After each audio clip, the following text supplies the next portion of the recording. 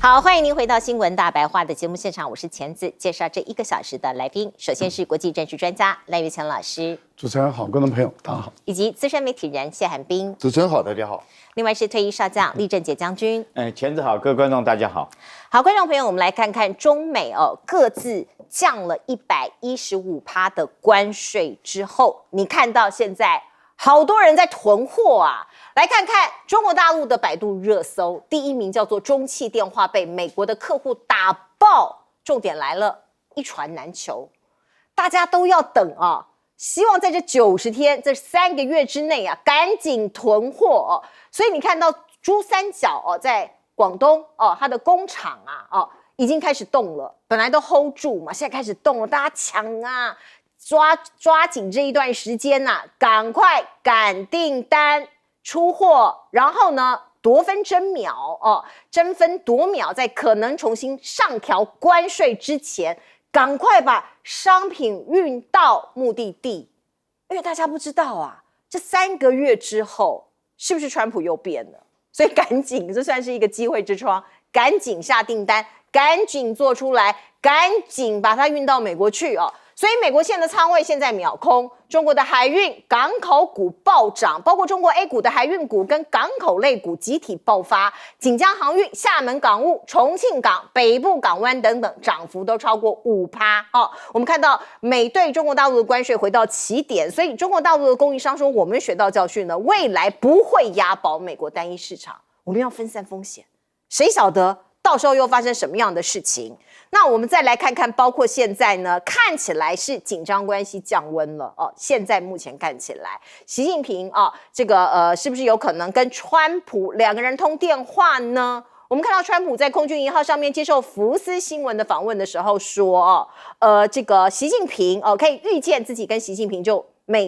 中美贸易协议的这个最终细节进行直接交涉，他就在暗示2个人可能会通电话或者是见面，并且说美方正在努力让中国开放。可是目前为止呢，中国大陆的回应其实非常少。可是我们看到了美国对中国大陆的关税还是在30%，那其中20%是什么呢？大家说叫做芬太尼关税这个东西就是毒品的部分那中国大陆的外交部是这样讲的MOFA 说这个中方已经多次表明，芬太尼是美国的问题，责任在美国自己。好，我们再来看看，包括这个所谓的关税调降从14号12点01分开始实施有很多的一个现象，包括稀土，现在有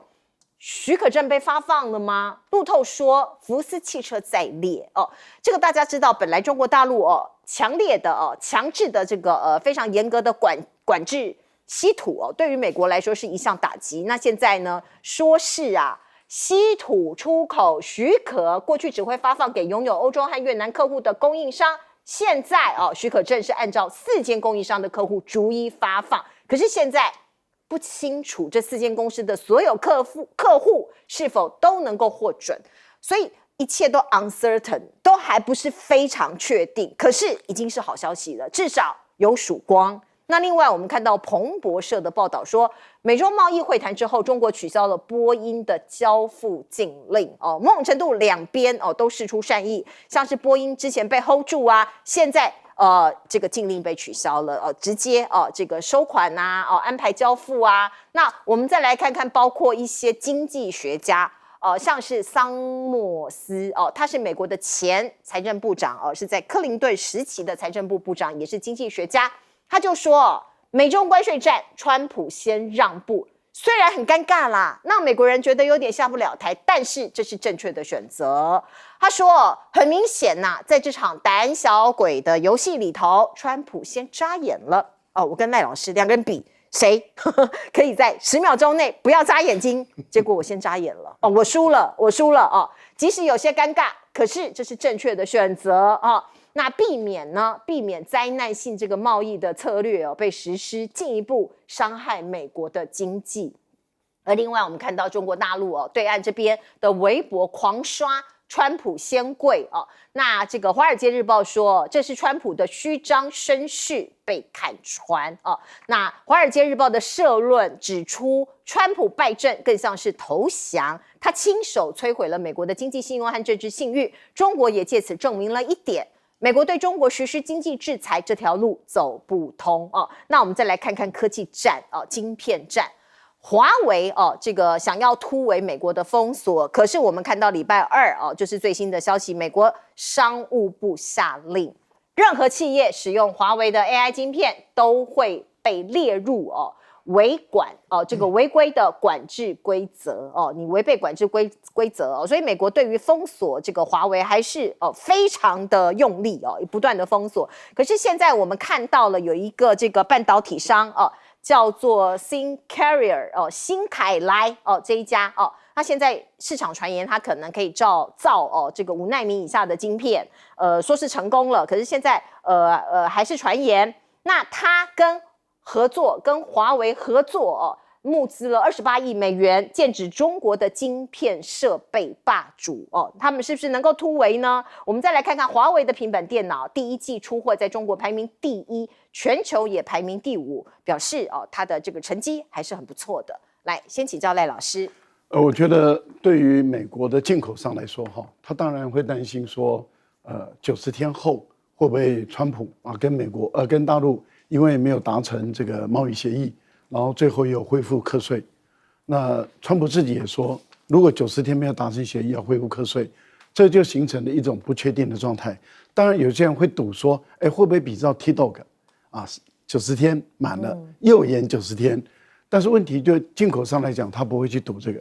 他宁可把仓库的货堆满。为什么？因为我们看到这下半年哦，美国的节很多。有万圣节，有升天节、复活节，还有就是他们的7月份的国庆日，还有就是圣诞节。那圣诞节怎么可能说这个没有装饰品？一定是因为这个是1年工作的结果，全家都要团圆，最大的节日，那当然要布置嘛，家里要布置，家外也要布置。那所以也要帮家人准备很多礼物。那这些礼物绝大部分都要依赖中国的进口。所以我个人认为，进口商一定会想方设法，尽量多囤点货，因为没有人想再冒这个风险了。所以当然就是一船难求啊。然后大陆的这个企业，当然接到订单就想办法开足马力，那等于是要用3个月来赚这半年多的钱。可是大陆因为受到这次的教训啊，例如说过去100%依赖美国的这些出口商，他一定会分担风险。从美国赚来的钱，然后到欧洲、到中东、到拉丁美洲、到非洲，可以去开阔新的市场。所以他们一定去设很多的行销点，然后往外开阔。那这样的情形下，他们一定对于美国的出货，未来他们的订单不会完全依赖美国，或者是会减少依赖美国。川普如果要在90天要谈判，他的筹码就只会越来越少，而不会越来越多。为什么？因为大陆很多的企业，他开始分摊了以后，当他拿到外面的订单，例如说亚洲多拿的订单，中东多拿的订单，他对美国的依赖就开始在减少，份额也在减少。那别的地方在增大的时候，对这些企业来讲，他越有底气了。如果你今天完全脱钩，他也不怕。那这样的情形，川普哪里还有筹码？所以我估计未来这90天，川普跟大陆谈判，他只会越来越少筹码，而不会越来越多。这个谈判对于川普来说将会非常的艰难这已经可以判断得到的问题。稀土这个部分，大陆加紧管制咯，而不是松降，不是。它有2个途径，一个是在5月9号，5月9号对于走私，包括透过邮件，所以他现在已经通知很多，像无人机不能整机出口。然后只要你的这些东西包括废件，如果含有重稀土的，那都必须要查明清楚。所以他现在在5月9号的时候，各部会在深圳开会，怎么样去杜绝，不管从船、从飞机、从邮包从海关，还有从边界里面走私出去的，都在杜绝。到5月12号的时候，就是他们中美协议完成的时候的第2天，他们在湖南的长沙把7个省，就是专门做稀土的7个省的负责人都找来，在跨部会大家讨论把这个稀土的管制再加紧。加紧的过程里面，我们看到了，他们就等于是说，你要透过走私、透过邮寄、透过各种混充出去的可能性，把它降到最低。而且现在要用刑法来克制，就是说，不但你一旦被查到以后，你的所有的财产被冻结，而且是永久冻结。第二个，涉案人要课予刑法，要移送法办。那这样的话，就有效的会吓阻了。最后才开始发许可证，可是你看到目前为止没有发给美国许可证。福斯是德国的，Volkswagen 嘛，Volkswagen 不是福特，OK， 不是福特，所以它是更严谨的在管制，没有它的永磁土，你的发动机，了解，你的车子的发动机就开动不了，明白？因为它都是要用这个电池嘛。谢谢赖老师给我们深入的解说，来，接下来请教彬哥。其实我看美国媒体这2天也在传一些这个非常戏剧性的东西，比如说彭博社就在讲说，为什么能够这样急转直下立刻谈成，是因为贝森特他现场就是把那个盐拿起来这样撒了一下，说那一点点就可以让我们在座所有人全部都被毒死，然后再抓更大一把之后就啪一下，全瑞士人都会被毒死，然后说现场中方代表全部都被他震慑住了，所以就签了。我觉得彭博社的人是不是好莱坞电影看太多了？怎么可能会有这种事情呢？谈判双方一定都是把自己的所有利弊得失全部都考虑进去，然后你也是有一个底线在，怎么可能哇？突然之间因为对方一个很厉害的表演你就放弃了？哪有这种事情？真的，我真的觉得有时候彭博社也在胡说八道。那实际上很明显的，贝森特会从美国跑去跟日内瓦去跟何立峰谈，其实就是美国一开始就准备要让，实际上川普还没有开始谈，川普就自动直接从145降到80%，然后结果现在又降到30%，接下来我认为可能还会降，因为他知道他盯在那边受伤大了，不是中国大陆，而是他自己，所以他必须要降，这是美国站在自己的利益出发点去降，而不是单纯对中国大陆让步而已。所以我觉得谈判如果把它这么儿戏化，我也是觉得蛮好笑。那当然，你看这2天川普一直在干什么？他在吹捧中国大陆，他讲中国大陆多好多棒，然后你看连那个什么和平统一都讲出来，对不对？然后他今天又在讲了，他说他希望中国大陆开放更多市场之后，美国企业能够大举进去投资。所以我们现在这边赖清德不是才在告诉我们说要那个让美国非红供应链吗？对。那现在结果美国你非红供应链，然后美国去中国大陆投资，请问一下我们在干嘛？我想知道我们到底在干什么？是我们完全搞不清楚这个世界往哪边发展，就是了，这是非常严重的事情。我觉得赖清德的整个幕僚团应该全部抓起来打屁股，还是你们幕僚都跟他讲赖清德死都不愿意相信？这当然也是另外一种可能。所以赶快看清楚局势吧。像稀土这个东西，我也赞成赖老师的见解。我认为大陆不可能这么快就放，是因为现在只是暂缓90天呢，还没有整个东西敲定我怎么可能这个时候放？我一放你美国黄了怎么办？对，所以而且川普是一个说变就变的人，大陆一定会等到整个局势已经全部确定了，才会慢慢松绑，还不是一次松绑，慢慢松绑。所以我觉得这个局势还会再演变。那但是我觉得美国有个好处就是第一个，很多美国学者也看出来这一局确实是美国自己先撑不住。那还好他们有一个很好的领导人，川普从来不在乎什么胜败，只要他获利就好。对，只要他自我感觉良好就 OK 了，他不尴尬了。对，只要他不尴尬，尴尬就别人嘛，对不对？所以我觉得有川普这种个性也是很不错的。那但是美国会不会放松对中国大陆的控制呢？我觉得还是不会，他还是会在各个方面，关税这边他可能知道已经没机会，可是他会从其他的角度、其他的管道，还是持续的去压制你，因为最终还是中美两强争霸的问题。对，所以这个问题没有解决之前，中美的对抗是一路会到底。那我们这一些小蚂蚁，两头大象在打架，我们这些小蚂蚁应该站哪个位置，自己要考虑清楚。然后赖总统前一阵子才告诉我们说，我们绝不可能左右逢源。你看全世界现在都在左右逢源，为什么台湾不可以？为什么我们就一定要选一边站？而且你选站的那边，现在看起来一副要把你踩死的样子。所以我真的觉得，我们是不是要重新思考，到底要怎么做？对啊，怎么左右逢源是最好的策略啊？你做不到就让别人来做嘛。来，将军，其实这次的关税谈判来讲，大家都说中国赢了，可是中国来讲的话，对美国征中国是30%的关税，那中国只征美国10%关税。那这20%是什么呢？是美国硬要说是芬太尼的因素，所以说跟中国要加征20%。其实这很明显的是在甩锅给中国哈。那你要用这种名词，但是中国来讲，你要加我这关税，因为关税是你美国定的嘛哈。那我也没办法说是你要减多少。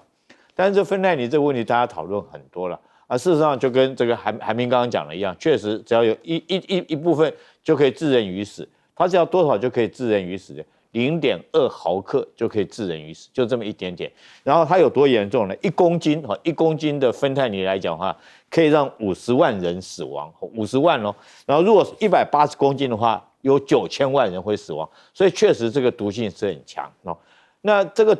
那我们看到这个数字之后，现在来讲，美国光现在查获的这种芬太尼有多少呢？我跟你讲，刚刚我们讲的是1公斤50万人，是它查获的数量，我把它换算成公斤来讲的话，有8800公斤。你看美国现在这个毒品泛滥到有多严重，很严重。他去2023年的时候，他因为这个药品滥用死亡人数有达到107000人，其中有7万多人是因为芬太尼的因素致死。好，那现在但是问题是这个芬太尼是从哪里来？是不是从中国来的？我特别要讲，不是从中国来，因为芬太尼本身是一种止痛药或麻醉剂，你开刀的时候你要止痛嘛，或者是你麻醉的时候用这个麻醉剂。那中国来讲，在2019年已经禁止芬太尼生产跟销售，已经禁止生产销售。那这些东西怎么来的呢？其实是从印度印度来讲，我们都知道印度其实制药也很厉害，很多这个芬太尼的原料是在印度制造以后，然后经过管道，他们黑道的走私到墨西哥那边以后，制成成品之后，那是谁走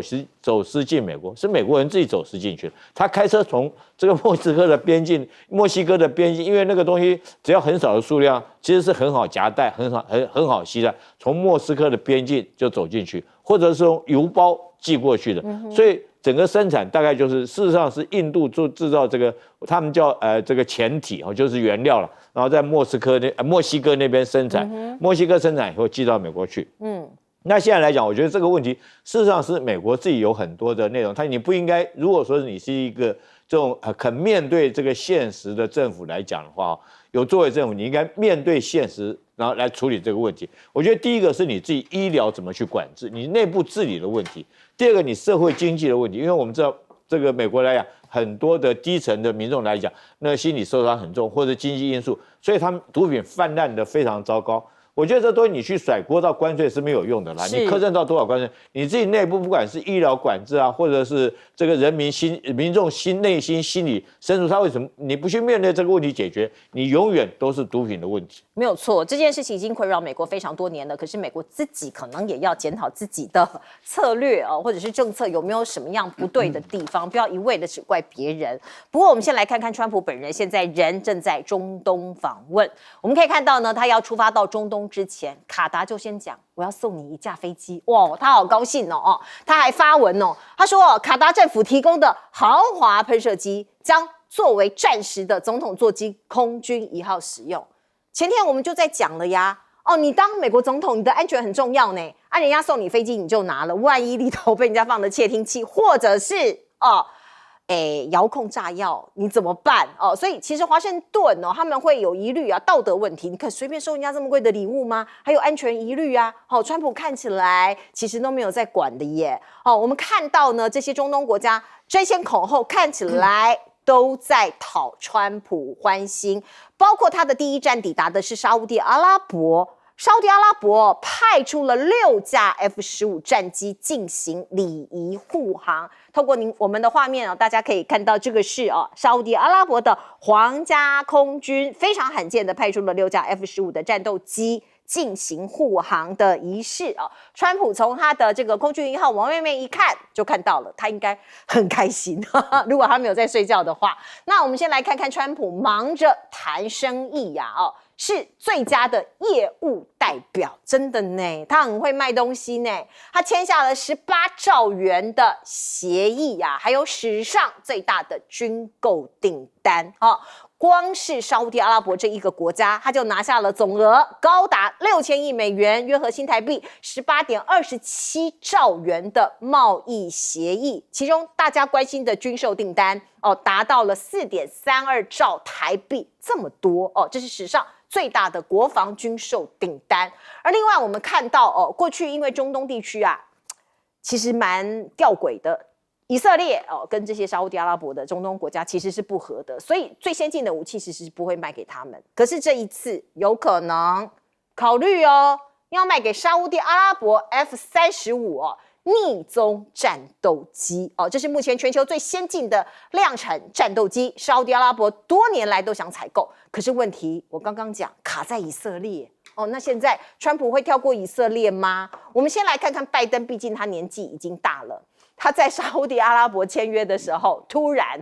看起来有一点拜登化网友这样形容。我们请导播让我们看看这个画面，他走错方向了啦！这个他疑似打瞌睡，走错方向，在沙烏地阿拉伯王储的引导之下，才回过神走回去。那毕竟我是觉得要体谅他，他年纪真的很大了，80岁有了吧，快了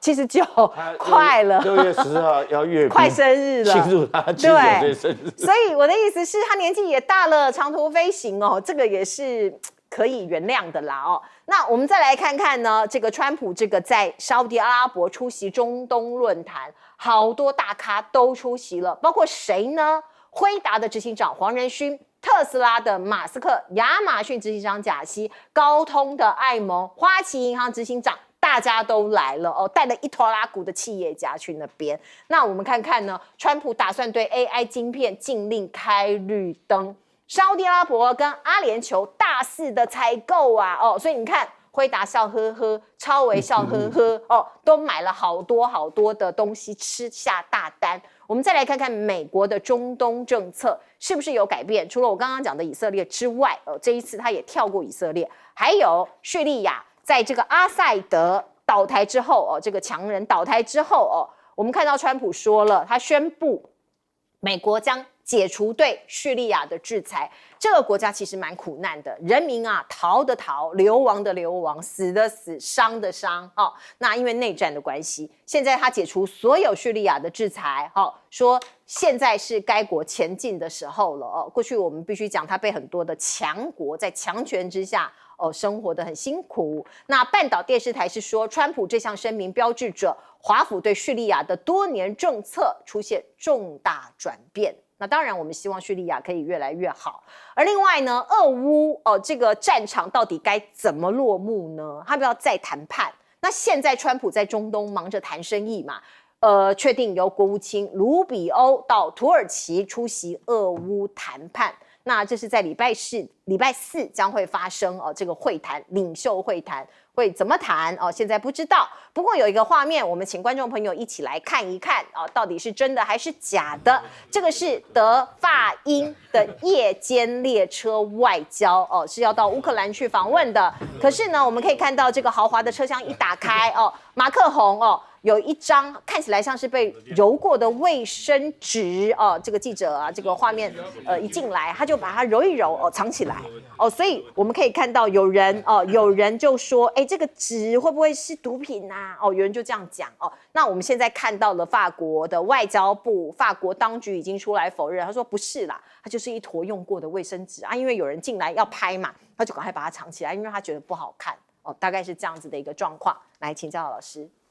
这个画面，俄罗斯他们已经在做文章了他们认为那个马克龙收起来的那个柔克的卫生纸疑似毒品，然后他们说英国首相收起来的条根也疑似毒品的用具那当然他们是故意把它夸大，但我想他们3位国家的领导人公然的在那个地方吸食毒品的可能性其实不高了。对啊因为我觉得这个太危险了，这个太荒谬了那如果真的会这样干的话，我觉得这不可思议的事情但是谁晓得天底下太阳底下各种新鲜的事都有反正我知道俄罗斯的发言人就把这个事情拿来做文章说你马克龙，你的脑袋有问题了，你就把那个卫生纸那个白色卫生纸再拿出来吸一吸，不就好了？好，你脑袋就可以恢复跟过去一样的不清楚这样的一个大做文章，那就是一种戏谑，一种嘲笑啊。卢比奥会去土耳其，那泽连斯基应该在14号今天要到土耳其去了，可是泽连斯基他是希望跟普丁谈，普丁是没有打算要他自己要跟泽连斯基谈，因为他认为这个你还不到这个时候来跟我谈，所以他应该是派出一个代表团来。那如果说俄罗斯他派一个代表团，也有可能是他的外交部部长啊。如果是他的外交部部长带了代表团到了这个土耳其伊斯坦布尔的话，那泽连斯基就很难由我一个总统跟一个外交部长来谈判，这也不太好，所以很有可能那就是由他们的外交部长来谈判了。那对于川普来说，他本来也想去，然后他确定普丁不会去了以后，看起来川普就不去了，就叫卢比奥带他去。那这当然这就形成了美国跟乌克兰先谈，接着是俄国跟乌克兰直接谈。那美国能不能参一咖，这不确定。所以我觉得明天的会谈中还是充满了不确定性，也就是说，最后美国能不能在俄乌的会谈中能不能进入，这个不确定了啊。目前来讲，俄国主张的是他单独跟乌克兰直接谈，啊，那所以我觉得未来的变化性还是蛮大的。川普是不应该拿下卡达的这个飞机了，美国不是那么穷的国家，美国今年的国防预算编了有1万多亿美元，是。那事实上这个钱你说你要拿出几个亿，要来换一下你的空军1号，我想这个没有什么负担了。但是你去收人家的礼物，而且川普他想的不是他这3年用这架飞机，是3年后卸任了，把这架飞机转到他的图书馆，然后由他来使用，这个就超过了，这等于是公然变相的收受贿赂4亿美元呢。对，这个不太好啊，这个是真的是会让全世界都惊讶，都觉得美国的总统怎么可以公然收贿啊？一般来讲，礼物就是纪念性质嘛，不能够具有这么高价值的东西。不过我觉得白宫吹嘘了啦，川普吹嘘他拿下这个沙特的6000亿的订单，没有，因为白宫公布的就2830亿。那所以大家算来算去以后就说没有啊，没有6000亿啊，就2830亿啊，而且里面有很多项是拜登时期这个就已经在谈的事情了。另外1000多亿是要买军备，没错，现在就是因为川普跟以色列的那条湖搞翻了，他们2个很不合，那很不合的情形下，他如果一口气卖给这个沙特 F-35的话，这个沙特的武力对付以色列，那就是具有这个针对性的了。那我想要看最后能不能成交。是，彬哥，我觉得美国总统公然接受外国贿赂不会有问题吧？对啊，好扯哦。美国不是很多政治人物，你拿了外国什么东西都要被调查的吗？是啊。那这么大的一颗，你美国的司法单位不会当作没看见吧？这个是非常明显的贿赂啊，公然贿赂啊。所以我觉得这在搞什么？而且我觉得美国安全局怎么会让川普上飞机？不可能啦。因为川普要去的每个地方都要安检人员全部检查过一遍才可以进去。那哪有这种总统说我要搭这台飞机我们就去搭了？你怎么知道上面有没有窃听器？怎么知道上面有没有其他的相关的机关？正常你要，就算这台飞机川普真的要收，安全人员应该要把整台机器整个拆下来，每个零件都要看。通常是这样啊，对，就是这样的，不然你怎么知道它里头装了什么？没错。所以，万一俄罗斯在里头装了个追踪器，麻烦大。然后或者一个晶片放进去，你也查不到啊。所以我觉得这听起来非常不可思议啊！我不晓得川普到底搞不搞得清楚状况，难怪他的内阁阁员没有一个有最基本的安全的概念，都蠢到连皮包都会被人家偷走。还有群组，还有记者。对啊，所以我这真不知道在搞什么鬼。那你也可以很明显看到，不管卡达也好，沙烏地阿拉伯也好，极尽贿赂之能事。那我就觉得，你看人家中东这个才是对的嘛，我们干嘛花什么几千亿台积电啊？我们送他一架飞机不得了吗？他就好开心了。对啊，这样子搞不好我们关税就降下来了。对，人家在教，赖清德有没有在学啊？这一招不是比较好用？然后你看，川普还自动帮人家加码，人家说2800亿，你就直接6000亿。川普已经不止一次这样了，台积电明明说1000亿，他现在已经变3500亿了，随便他喊，怎么算的？他高兴就好。但是如果川普真的卖沙特阿拉伯 F-35的话，中东事情就大条，以色列绝对不会做事这件事情发生，因为这是非常严重的事情。因为你要知道，以色列国土那么小，如果他周边的这些阿拉伯国家有可以跟他匹敌的武器，他麻烦大。对。所以我觉得以色列一定会动用他所有在美国内部的关系去阻止这件事情，这个他不太容易让它发生。然后，川普毕竟也快80岁了，他真的年纪也不轻了。我讲实在话，我其实很佩服他。对啊，一个快80岁的人，美国总统每天要忙多少事情啊？是。然后这样到处奔波，能够打个盹或迷失一下方向，我真的觉得还好，也不要再苛责他。真的还好啦，我觉得他真的已经算是这个身体很强健的。对。我觉得这个俄罗斯要跟乌克兰在这个土耳其和谈根本就是全世界在看了一场闹剧，你知道？我根本不可能谈出什么，因为整个事情经过我讲给大家听。事情是什么？是俄罗斯，因为他要办阅兵，红场阅兵，5月8号办阅兵，他说我们停战3天，你不要来偷袭我，我这些贵宾来，你不要飞机这个无人机飞到我这个俄罗斯的广场，我国家在办庆典，你不要打，我们大家停战3天。结果那时候泽伦斯基讲什么话，大家还记得吧？他说：“我不能保证去那边每个人的安全，要停战就停战30日，不要只停战3天。”这个时候有4个国家听到了，一个是波兰，一个英国，一个德国，还有一个法国，这4个国家元首就在那边，因为他们实在是支援不下去，也看得出来乌克兰快撑不住了。他说：“我们来和谈30天好了，我们停战30天。”这个4个国家元首也附和泽伦斯基讲要停战30天。这是在几月几号？5月8号的事情你怎么可能5月15号就开始谈判了嘞？那这个战争打了3年，你说1个礼拜就可以决定这个停战的条件，怎么可能嘛？好，这4个国家一喊，你知道这个普京来讲，好吧，你们要喊我也跟着喊，不需要停战30天，我们5月15号直接在土耳其这个和谈，就泽伦斯基更狠，他说这个5月15号我在土耳其等你，普京来，就你说是不是在闹剧？然后普京说这个好，这样的话我就真的派人去跟你谈。但是这时候小泽就讲说，又开一个条件，讲的是什么？就是你普京要亲自来，我才跟你谈，你不然你普京不来，我不谈，你派一个代表来，我不谈。大家想想看，这时候普京怎么去？他怎么可能亲自去跟你谈嘛？然后打了3年的仗。你说这么多的国家，包括北约、包括美国、包括俄罗斯，都卷进在里面，怎么可能1个礼拜双方就可以谈出一个结果出来？所以我觉得这根本就是看这些国家的一场闹剧根本就不可能谈出什么。另外来讲，我觉得一个最严重的，因为我每天都在关心俄乌的战况进展。俄罗斯现在在干嘛呢？是在大举进攻，红军正快要打下来，已经大突破了。所以泽伦斯基，俄罗斯可能是美国，包括到这个北约这国家都看出来，其实乌克兰撑不了多久了。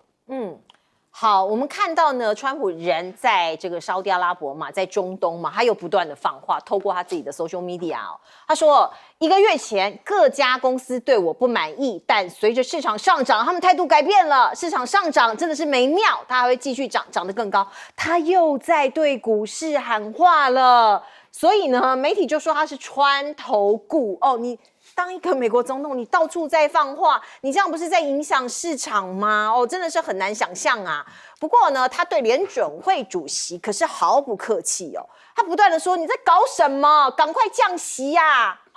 那联准会其实蛮冷静的他说风暴还在路上，你叫我降不可能。因为你现在没有看到风，没有看到雨，可是风暴还在路上我们看到，包括《华尔街日报》的记者就讲在关税推升通膨的麻烦还没有在最新公布的 CPI 数据中显现，你还没显现出来呀。所以对联准会而言它必须要预估一下这个天气，就像天气预报一样他还得观望啊，不是像你川普说风是风，说雨是雨。而另外呢，民调的的确确最近川普有稍稍的回升，这可能也是他的底气，他觉得我做得很棒啊。你看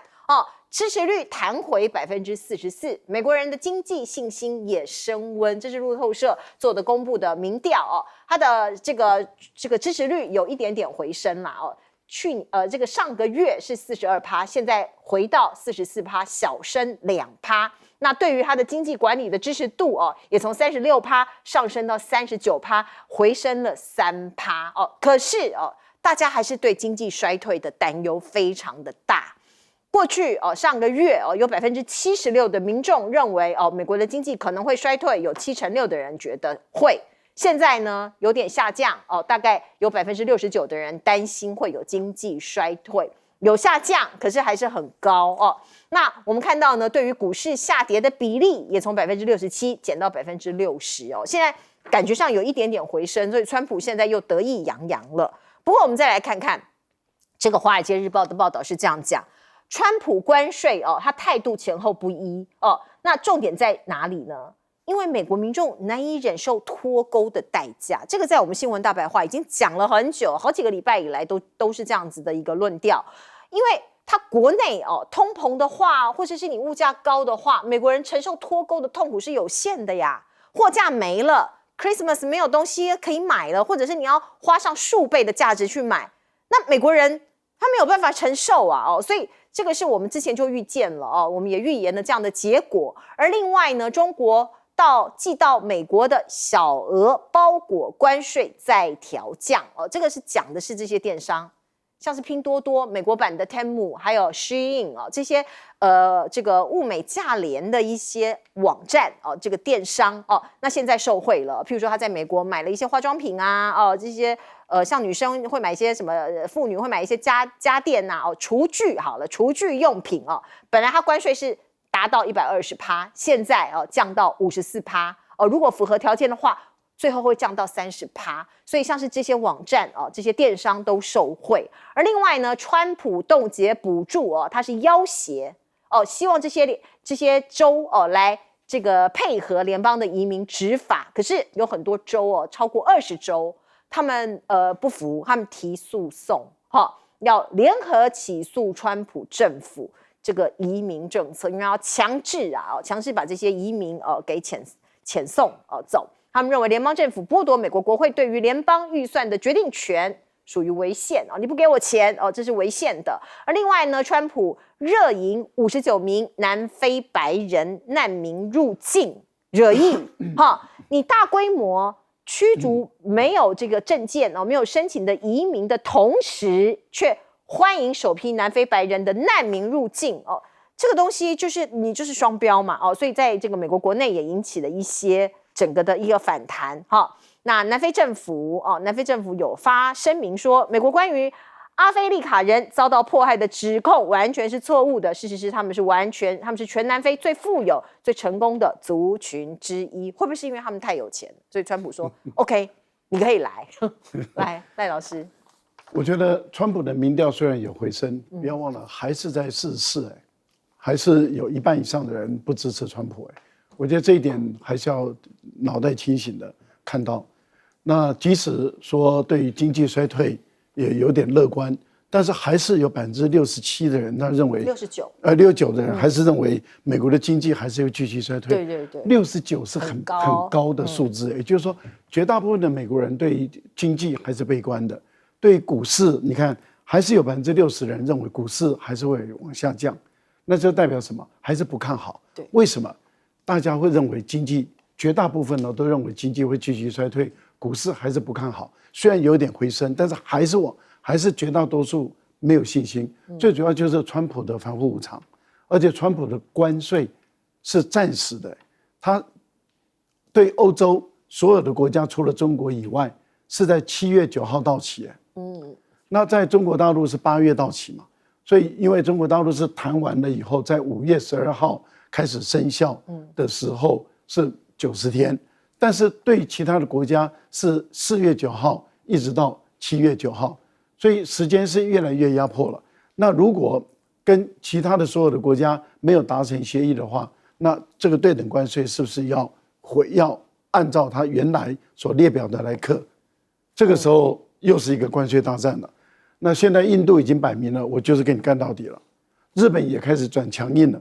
欧洲也比以前更加的强硬。那几个大的经济体都开始要对美国强硬。现在最苦主就是英国嘛，大家都认为说你英国干嘛跪地求饶成这个样子？你本来想做范例的，那现在其他的国家为什么我要追随英国？你对中国大陆那么好，你对于其他的国家，你对英国那么的刻薄，难道你要对我们也要刻薄？他们要起来跟他对抗，我觉得川普后面的谈判会越来越困难。那大家经济当然一直有不定的因素嘛，这也就是联准会才会说这个坏的情况还没走嘛。你要等到你关税是稳定的，而不是你自己把它当武器可上可下。关税怎么可以当武器？巴菲特说你怎么可以把关税拿来当武器？关税是稳定的很重要的一股力量。结果川普把它当儿戏，我觉得他把整个美国的经济搞坏了，他要负很大的一个责任。现在的情况是，为什么会对于这个小额的一改再改？包裹，为什么一改再改？因为很多方法嘛。我举个例子，假设你对小额你给我课到120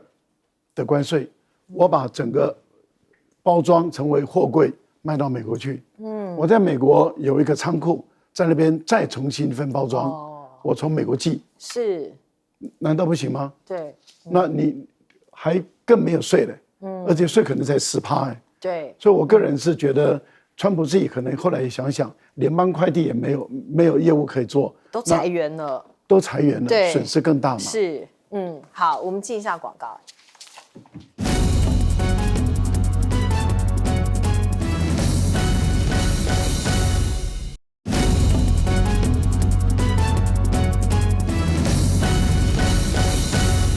好，美国现在通膨放缓了，可是川普还是跟这个联准会呛下，就你赶快降息啊！来，彬哥，其实我现在越来越觉得，川普在意的根本不像是他在意经济，他一直逼着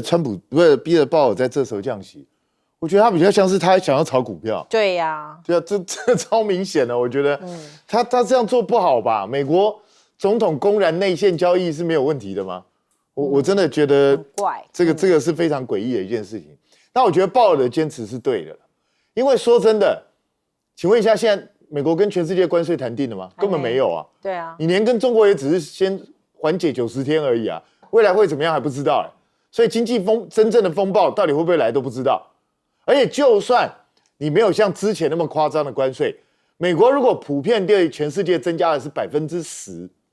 的关税，其实也一样会严重影响到经济活动啊。很多产品可能就不像以前那么好卖，很多经济活动可能就开始停滞啊。所以这个对未来都是会产生变数啊。所以我觉得正常人是不会在这时候急于去降息去刺激经济活动。更何况最近因为川普不断的改变政策，他一跟中国大陆谈妥之后，经济已经开始自然被刺激了。所以既然市场已经有自然的动力，你何必要再降息去做这件事情？所以这是很奇怪。那当然现在川普因为看起来很多人会觉得说最近这阵子股市有在涨啊，整个看起来情况好像相对之前好多了。可是其实风暴根本还没过去，现在只是暂时那个我们在台风眼当中，过了台风眼到底会发生什么事根本不知道，所以我觉得还是很风雨飘摇的。很多国家尤其是看到中国大陆现在这种硬挺下来挺住了之后，他一定会跟着采取更强硬的手段。我就看到一个漫画显示，川普不是讲那个 kissing my ass 嘛，然后那个漫画就画川普挺个大屁股，然后就问谁要来亲我的屁股啊？结果你就看他屁股上面全部都是德国、中国、法国、加拿大、欧盟，全部都是他们的脚印，然后只有一个嘴唇，那就是我们台湾。我也有看到。对，那你觉得这样是好事吗？所以我觉得接下来恐怕第2轮战争才刚刚要开始，这个恐怕世界经济的风暴只是在不断的延续而已，而不是已经终止但是川普自己内部的问题其实也还是很多。你看他，我相信他这一任诉讼案绝对比他第一任的时候要多2倍、2到3倍以上，非常多。但是至于说他对南非这个白人呢，我必须讲，那一些人根本不是难民，那一些人每一个人都符合那个川普500万可以买金卡的那一个，那些人搞不好资产都远远超过500万美金啊，哪是什么难民？好，我们进一下广告。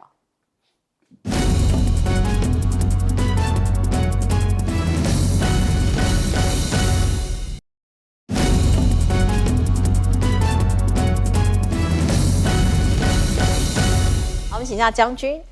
川普好，虽然说这次民调回弹一些啊，虽然说我们刚刚看到这个美国有20个州要对他提出司法的这种这个司法的制裁和起诉。但是我觉得川普大家要考虑到，他现在你去了解他这个人其实他已经79岁了他马上要过80岁的生日，因为我按照我们中国人传统是逢9不过的了所以他现在是庆祝80岁的生日。这个时候我觉得川普他会在意这些民调吗？他根本就不在意民调高低，因为他不会去竞选下一任总统了，他不会去竞选连任了，这任是他最后一任。我觉得他现在就是你看了就对美国来讲，我们现在不管你再怎么研究，不管是关税啦，或者是移民政策或者是司法起诉，或者是他的这个极右派的思想，我觉得只有一件事情，他现在就是很任性，他想要做什么他就做什么，他也不再选举了。那尤其是我们刚刚看到，而且他也不在乎盟友